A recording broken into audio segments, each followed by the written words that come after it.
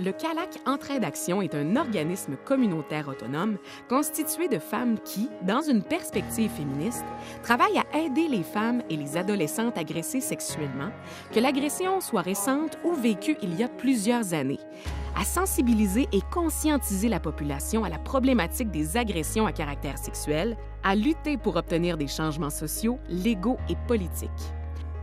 Ce projet a eu pour objectif d'informer et de sensibiliser la population du centre de la Mauricie et des environs sur l'hypersexualisation. Comme les sensibilisations qui ont le plus grand impact sont celles qui sont divertissantes, un défilé de mode a été organisé durant la semaine des victimes et des survivants d'actes criminels 2016. D'abord, les participantes, les bénévoles et les associés à l'événement ont été directement sensibilisés par la présentation du projet. Toutefois, la majeure clientèle visée par cet événement était la population de la région qui y a assisté. Il s'agit donc d'un moyen nouveau pour sensibiliser la population. En fait, les modalités du défilé étaient vraiment particulières. Donc, d'abord, il n'y avait aucune musique, coiffure, maquillage ou vêtements à caractère sexuel. Donc, le but était vraiment de montrer que toute femme ou tout homme peut être beau sans être hypersexualisé.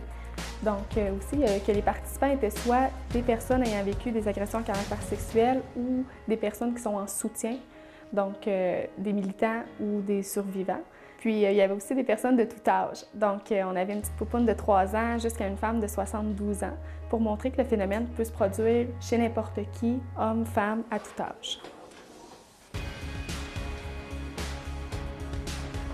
D'ailleurs, l'animation du défilé incluait des éléments d'information sur la problématique. Tout en se divertissant, le public avait des informations qui lui permettaient de porter une réflexion critique sur ce phénomène. Un dépliant sur l'hypersexualisation a été offert à tous les membres du public et à tous les participants.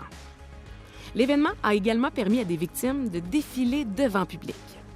Ce qui a été un grand pas pour moi concernant le défilé, ça a été de briser un petit peu la gêne par rapport à ce que j'avais vécu. Et puis, ça m'a comme été une propulsion un peu dans un mieux-être, une meilleure estime de moi-même. Puis que je trouvais ça bien plaisant de voir que je n'étais pas toute seule, parce qu'on croit souvent qu'on est tout seul, puis c'est pas le cas. Puis en même temps, c'était pour soutenir la cause de la CALAX. Parce que si j'entends parler de quelque chose, je vais donner les renseignements aux personnes quand ils en ont besoin. Fait que c'est ma part pour la parade de mode. Mon rôle, moi, au sein du défilé, j'ai pas défilé en tant que tel, mais à la fin, j'ai fait un numéro de chant dans lequel tous les participants étaient sur la scène. Puis on a repris une chanson anglophone qu'on a traduit quelques parties. C'était une chanson qui ramenait bien toute l'essence du défilé, qui était par rapport à l'acceptation de soi, de ne pas se fier aux critères de beauté qui sont dans la société. C'était vraiment une belle clôture là, pour le défilé. Puis ce qui est agréable, c'est que justement, tout le monde était, tous les participants, même l'animatrice, puis tous ceux qui ont défilé étaient sur la scène à la fin. Donc c'est comme une célébration du défilé pour terminer le tout. L'organisme poursuit donc sa mission pour la prochaine année, car la sensibilisation de la population sur ce phénomène est encore nécessaire afin d'accéder à un certain changement social pour qu'il puisse y avoir un impact sur les agressions à caractère sexuel.